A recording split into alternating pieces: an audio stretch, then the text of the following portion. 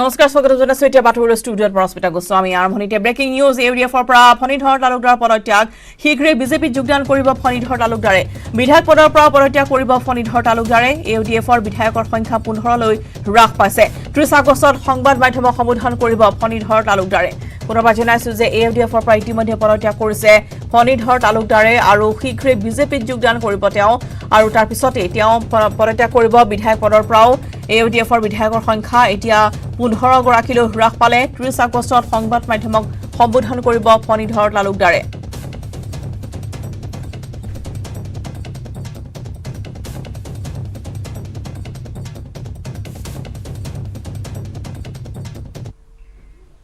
ধৃত প্ৰাক্তন এডিসি সাইবৰ বৰপেটাৰ ঘৰত অভিযান চলিছে কয়াকুছিৰ ঘৰত মুখ্যমন্ত্ৰী তদাৰকী শাখাৰ চলিছে অভিযান সাইবৰ ৰহমানক লগত লৈ কয়াকুছিৰ অভিযান চলালে দলটোৱে বৰপেটাৰ কয়াকুছিত আছে সাইবৰ ৰহমানৰ সম্পত্তি বৰপেটাৰ সাইবৰৰ ঘৰৰ লগতে আন কেতবোৰ স্থানত অনুসন্ধান চলাব দলটোৱে 2002 চনৰ পৰা 2021 চনৰ ভিতৰত তেওঁ নিজৰ নামত অথবা দুগৰাকী পত্নীৰ নামত গুৱাহাটীকে ধৰি ভিন্ন স্থানত মুঠ 89 স্থানত ক্ৰয় কৰিছিল ভূ সম্পত্তি বিষয়াগৰাকীয়ে ক্ৰয় কৰা উক্ত ভূমিৰ মূল্যই হ'ব 100 কোটিৰো অধিক গতিকে আই হিচাপত তেওঁৰ যিমান সম্পত্তি আছিল সেই সম্পত্তিক লৈ এতিয়া প্ৰশ্ন উত্থাপন হৈছে আৰু কেনেদৰে 100 কোটি টকাৰ সম্পত্তিৰ গৰাকী হ'ল এগৰাকী ধৃত প্ৰাক্তন এডিসি সাইবৰ ৰহমান তাক লৈ এতিয়া অভিযান চলিছে আৰু দেখিবলৈ পোৱা গৈছে যে গুৱাহাটীৰ ইতিমধ্যে 28টা স্থানত তেওঁৰ মাটি থকা তথ্য লাভ কৰাৰ লগতে অসমৰ বিভিন্ন প্ৰান্তত তেওঁৰ নামত স্থাৱৰ সম্পত্তি আছে সাইবৰ ৰহমানৰ বৰপেটাৰ ঘৰত চলিছে অভিযান কয়াকুছিৰ ঘৰত মুখ্যমন্ত্ৰীৰ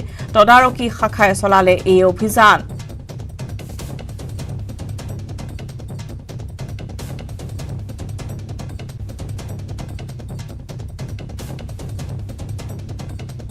আৰু সাইবৰৰ লগত লৈ বৰপেটাৰ তেওঁৰ ঘৰত চলিছে এই অভিযান আৰু ইতিমধ্যে আমি জনাইছো যে ভূকেতবোৰ গুৰুত্বপূৰ্ণ নথিপত্ৰ উদ্ধাৰ কৰা হৈছে তেওঁৰ জিম্মাৰ পৰা বৰপেটাৰ সাইবৰৰ ঘৰৰ লগতে আন কেতবোৰ স্থানত অনুসন্ধান চলাব দলটোৱে 2002 চনৰ পৰা 2021 চনৰ ভিতৰত নিজৰ নামত অথবা দুগৰাকীকৈ পত্নীৰ নামত গুৱাহাটীকে ধৰি ভিন্ন স্থানত 89 স্থানত তেওঁ ভূ সম্পত্তি ক্ৰয় কৰিছিল বিষয়াগৰাকীয়ে ক্ৰয় কৰা উক্ত ভূমিৰ মূল্যই হ'ব 100 কোটিৰো অধিক ধন আৰু ইতিমধ্যে আমি জনাইছো যে বিভিন্ন প্ৰান্তত তেওঁ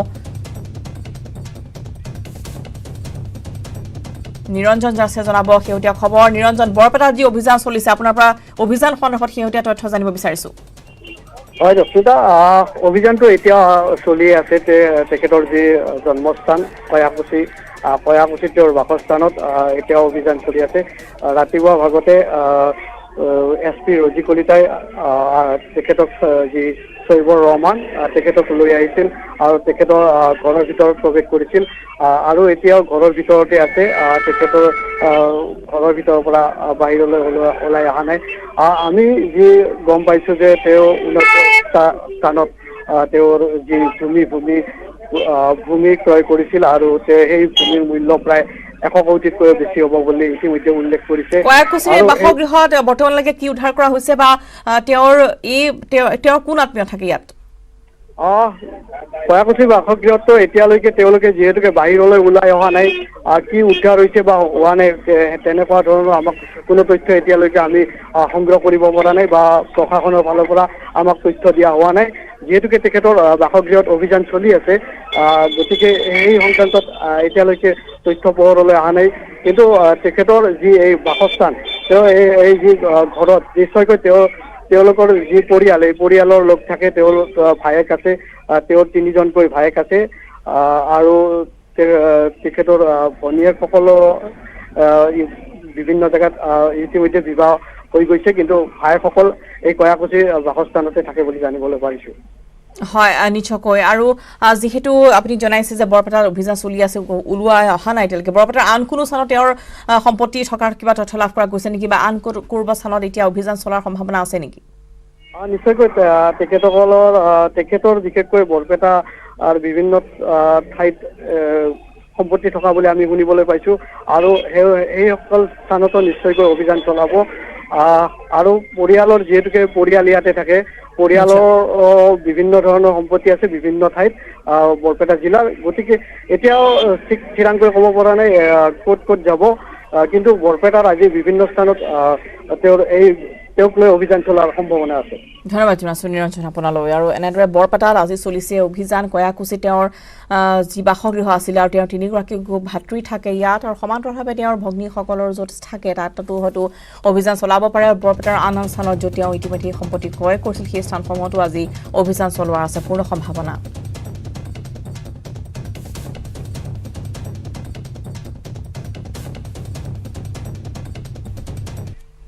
মুখ্যমন্ত্ৰী ডক্টৰ হিমন্ত বিশ্ব শৰ্মাৰ কেবিনেট বৈঠক সংবাদ মাধ্যমক অৱগত কেবিনেট বৈঠকত লোৱা সিদ্ধান্ত আমি পোনপটীয়া সম্প্ৰচাৰলৈ লৈ গৈছো।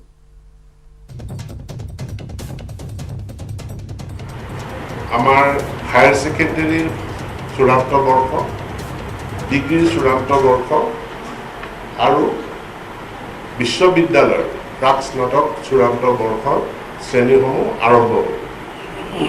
ইয়াৰ কাৰণে সকলো ছাত্ৰ ছাত্ৰী প্ৰথমটো ভেকচিন বাধ্যতামূলক আৰু তেওঁলোকে প্ৰথমটো ভেকচিন লোৱাৰ লগে লগে দ্বিতীয় ভেকচিন লোৱাৰ কাৰণেও নিৰ্দিষ্ট এটা সময়ৰ ভিতৰত নিৰ্দিষ্ট তাৰিখত তেওঁলোকে দ্বিতীয় ভেকচিনটো ল'ব লাগিব আৰু তাৰ কাৰণে তেওঁলোক দায়বদ্ধ থাকিব লাগিব। শিক্ষক কৰ্মচাৰী তেওঁলোকেও ভেকচিনেশ্যন সম্পূৰ্ণ কৰিব লাগিব। হোষ্টেলসমূহ ছাত্ৰাবাস ছাত্ৰীনিবাসসমূহো খুলি দিয়াৰ কাৰণে কেবিনেটে মত পোষণ কৰিছে। তাৰ কাৰণে কিন্তু হোষ্টেলসমূহৰ কাৰণে 2টা ভেকচিন বাধ্যতামূলক, অৰ্থাৎ 2টা ড'জ ভেকচিনৰ 2টা ড'জ তেওঁলোকে ল'ব লাগিব আৰু লোৱাৰ সেই চৰ্ত সাপেক্ষে এই ছাত্ৰাবাসসমূহ বা ছাত্ৰীনিবাসসমূহ খুলিব পাৰি। ইয়াৰ কাৰণে নিৰ্দিষ্ট SOP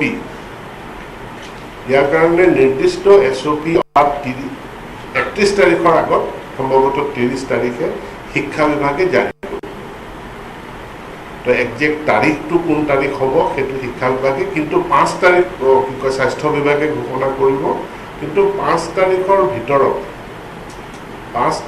ভিতৰত সকলোৱে ভেকচিনেশ্যন প্ৰক্ৰিয়াটো আমি অহাকালিৰ পৰা যিহেতু স্বাস্থ্য বিভাগে বিশেষ ভেকচিনেশ্যন শিবিৰ কৰিব, তাৰ জৰিয়তে ভেকচিনেশ্যনৰ প্ৰক্ৰিয়াটো সকলোৱে সম্পূৰ্ণ কৰিব লাগিব। এইটো কেবিনেটৰ আজিৰ তাৰিখত আমাৰ স্কুল কলেজ খোলা সম্পৰ্কীয় বিশেষ ঘোষণা বা সিদ্ধান্ত। ধন্যবাদ।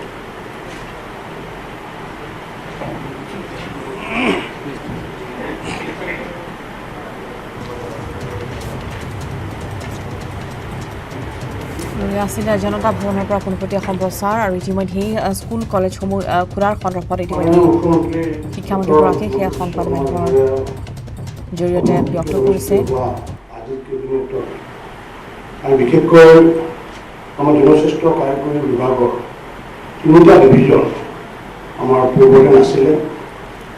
আমাৰ মাজুলী জিলা ঘোষণা কৰা হৈছিলে 2016 চনতে, তাতো আমাৰ পাব্লিক হেল্থৰ ডিভিজন নাছিলে।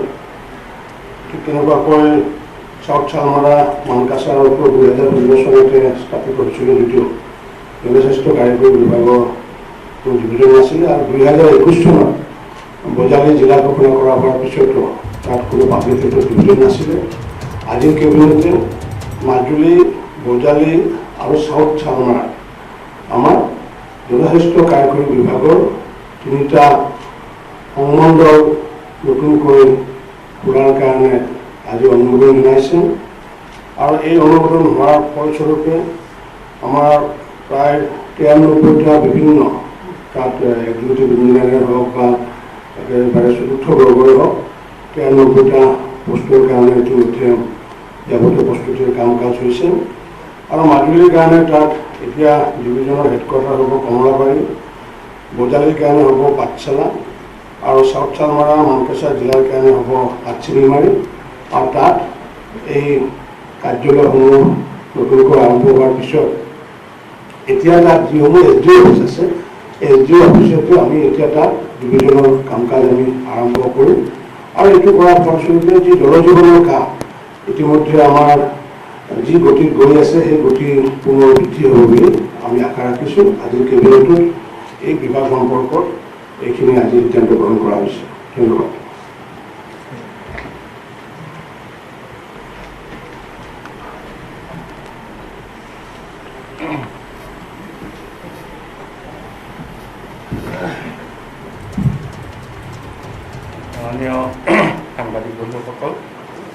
কেবিনেটৰ আনকেইটা লোৱা সিদ্ধান্ত মই আপোনালোকক জনাবলৈ বিচাৰিছোঁ।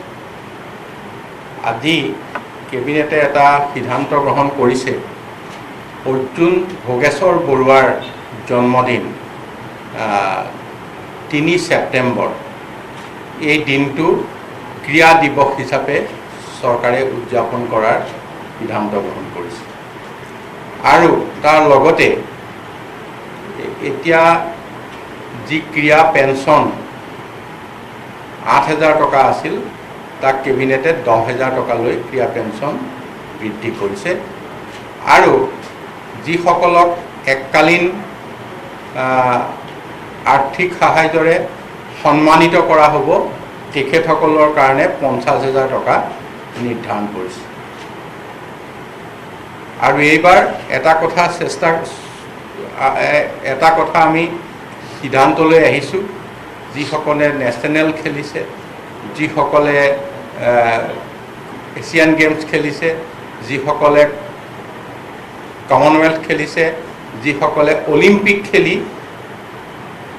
এৱাৰ্ড আনিবলৈ সক্ষম হৈছে, তেখেতসকলক এইবাৰ এককালীন সাহায্য বা 10,000 টকা মাহে লাইফ টাইম জীৱনজোৰা যিটো ক্ৰীড়া পেঞ্চনৰে সন্মানিত কৰাৰ কথা চৰকাৰে সিদ্ধান্ত কৰিছে। ইয়াৰ পিছতেই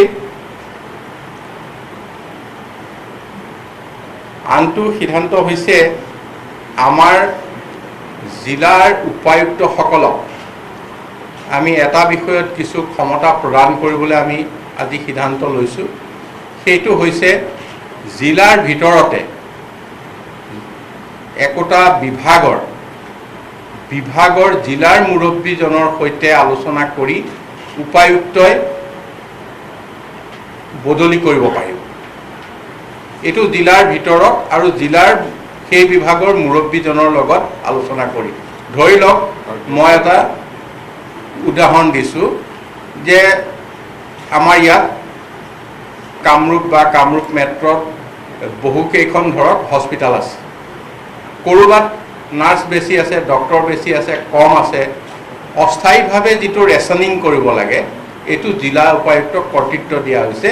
কিন্তু এইটো খুব বেছি ওপৰৰ পৰ্যায়লৈ নহয়, জুনিয়ৰ ইঞ্জিনিয়াৰ লেভেললৈকে, তাৰ তলৰখিনি, ওপৰৰ বিষয়াসকল নহয়, যে সেই পৰ্যায়ৰ মানে 3rd গ্ৰেডলৈকে ধৰি ল'লোঁ।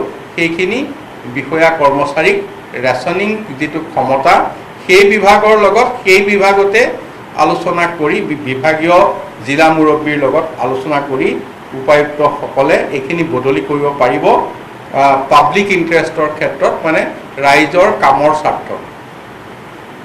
তাৰপিছতে নহয়, জিলা উপায়ুক্তৰ কৰ্তৃত্ব নিজৰ জিলাৰ ভিতৰত, আৰু সেই বিভাগৰ যিজন জিলা মুৰব্বী থাকে তেখেতৰ লগত আলোচনা মৰ্মে এইখিনি কৰিব পাৰিব। তাৰপিছতে আজি আৰু এটা সিদ্ধান্ত গ্ৰহণ কৰিছে যে যিটো আমাৰ ছায়েন্স এণ্ড টেকন'লজি ডিপাৰ্টমেণ্ট আছিল বিভাগ, আজি সেই বিভাগটোৰ নতুন নামাকৰণ কৰা হৈছে science technology and climate change. Science technology and climate change, এই বিভাগটোৰ নাম সলনি কৰা হৈছে।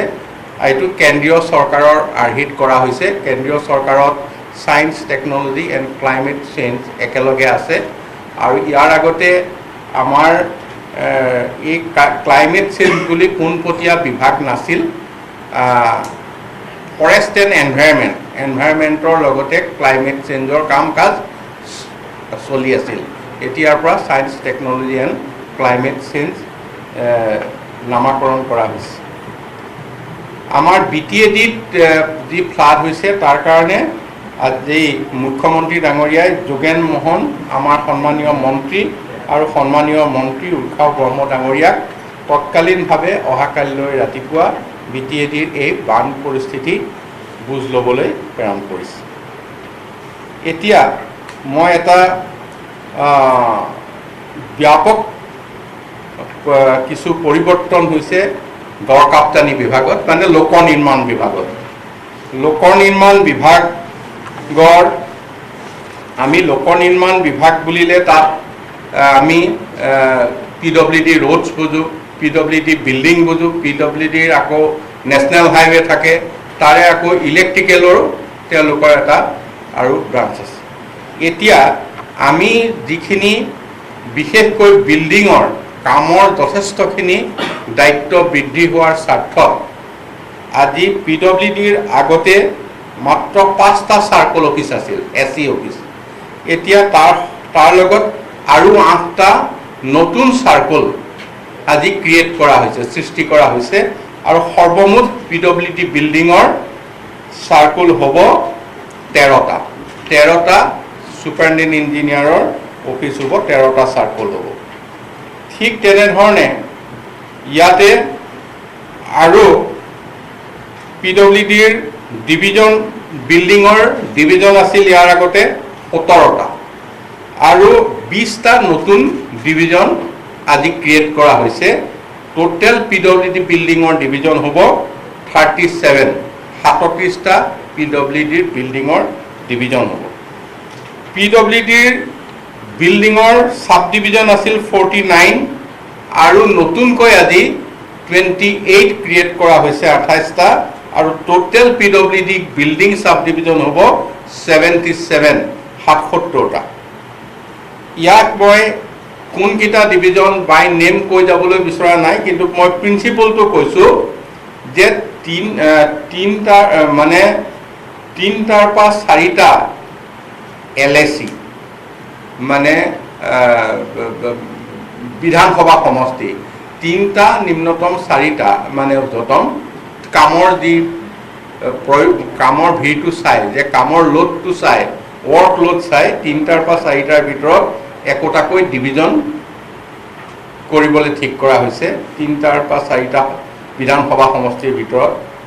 আৰু 1টাৰ পৰা 2টা, ক'ৰবাত এটা সমষ্টিতে এটা চাব ডিভিজন, তাত যদি কামৰ লোড বেছি আছে, ঠিক তেনেকৈ বা অতিৰিক্ত 2টাৰ ভিতৰত 1টাৰ পৰা 2টা LAC মিলি তাতে এটা চাব ডিভিজন কৰা হৈছে।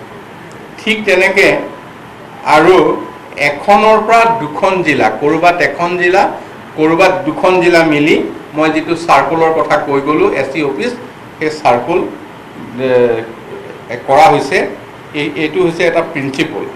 ইয়াৰ উপৰিও আমাৰ ইলেক্ট্ৰিকেল যিটো ডিভিজন বা চাব ডিভিজন বা হেৰি আছিল, ইয়াৰ আগতে গোটেই অসমত ইলেক্ট্ৰিকেল চাব ডিভিজন মাত্ৰ এটা আছিল, মানে ইলেক্ট্ৰিকেল চাৰ্কল।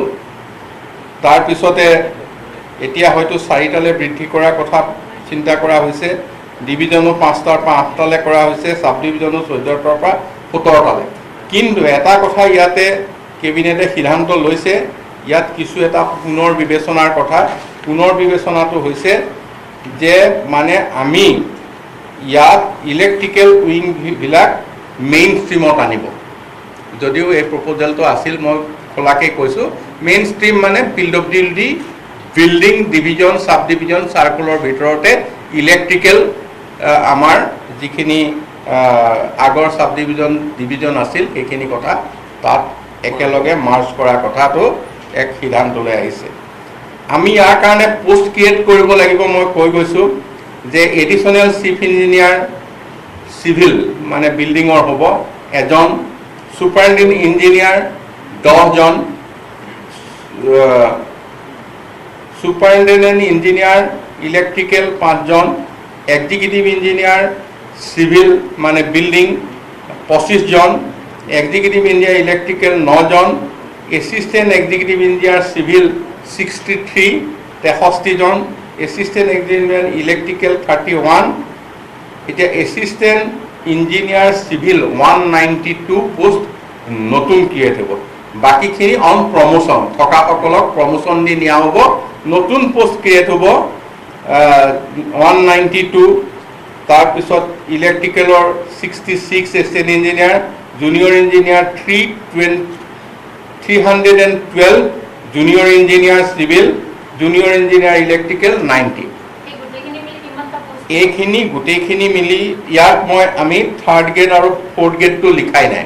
য'ত যিটো ৰিকুৱাৰমেণ্ট হ'ব 3rd গ্ৰেড 4th গ্ৰেড ইয়াত থাকিব। এইখিনি ইঞ্জিনিয়াৰ টেকনিকেল তাৰমানে দুটা কথা, কিছুমান অন প্ৰমোশ্যন হ'ব আপ টু SDO আৰু SDOৰ পিছৰখিনি এষ্টেণ্ট ইঞ্জিনিয়াৰ আৰু জুনিয়ৰ ইঞ্জিনিয়াৰ এইখিনি হেৰি হ'ব টোটেল জুনিয়ৰ ইঞ্জিনিয়াৰ এইখিনি নতুন পোষ্ট ক্ৰিয়েট কৰিব। হেৰি দিয়ক হিচাপ দিয়ক। তাৰপিছত এইখিনি টোটেল সংখ্যাটো মই এতিয়া দি আছোঁ। ইয়াৰ পিছত এই গোটেইখিনি গড়কাপ আমাৰ লোক নিৰ্মাণ বিভাগৰ তৰফৰ পৰা আজি কেবিনেটত অনা এই প্ৰস্তাৱ কেবিনেটত আজি গ্ৰহণ কৰিছে আৰু কেবিনেটে এই সিদ্ধান্ত গ্ৰহণ কৰাৰ পিছত এতিয়া বিশেষকৈ অসমৰ বিশেষকৈ গৃহ নিৰ্মাণৰ ক্ষেত্ৰত আপোনালোকে ভালকৈ জানে PWDৰ বাহিৰে PWDক আমাৰ ৰাজ্যখনৰ সকলো বিভাগে নিৰ্মাণ কাৰ্যৰ দায়িত্ব অৰ্পণ কৰে। গতিকে আজি মেডিকেল কলেজ হৈ আছে আমাৰ PWD বনাই আছে, যদিও স্বাস্থ্য বিভাগৰ শিক্ষা বিভাগৰ ঠিক তেনেধৰণে কিছু বিল্ডিং কৰিব লগা হৈছে। সেইখিনি আজি ইউনিভাৰ্চিটি এখন যদি বনাইছে, ইউনিভাৰ্চিটিখন বনাইছে PWDয়ে, ঠিক তেনেধৰণে কলেজখন বনাইছে PWDয়ে। গতিকে PWDৰ যথেষ্ট গৃহ নিৰ্মাণ বিভাগটোৰ কামৰ বোজা বাঢ়ি যোৱাৰ বাবে আজি ইয়াক মানে নতুন নতুন ডিভিজন চাৰ্কুল চাব ডিভিজন ক্ৰিয়েট কৰা হৈছে। গতিকে ইয়াক এই সংযোজনে 804টা পোষ্ট কেৱল এই টেকনিকেল পোষ্টতে ক্ৰিয়েট হৈছে আৰু non technical accountant 4th grade 3rd grade যিখিনি এছিষ্টেণ্ট জুনিয়ৰ এছিষ্টেণ্ট এনেকুৱাখিনি ইয়াত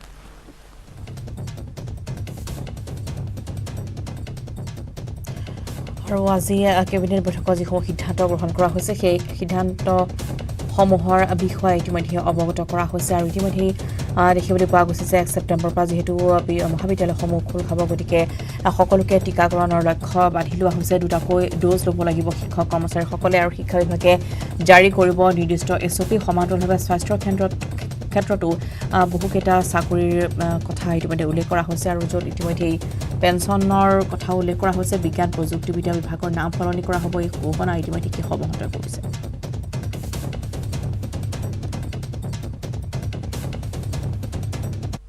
ইয়াৰ লগতে সময় হৈছে আফটাৰনুন এক্সপ্ৰেছৰ পৰা এতিয়া বিদায় লোৱাৰ। নমস্কাৰ।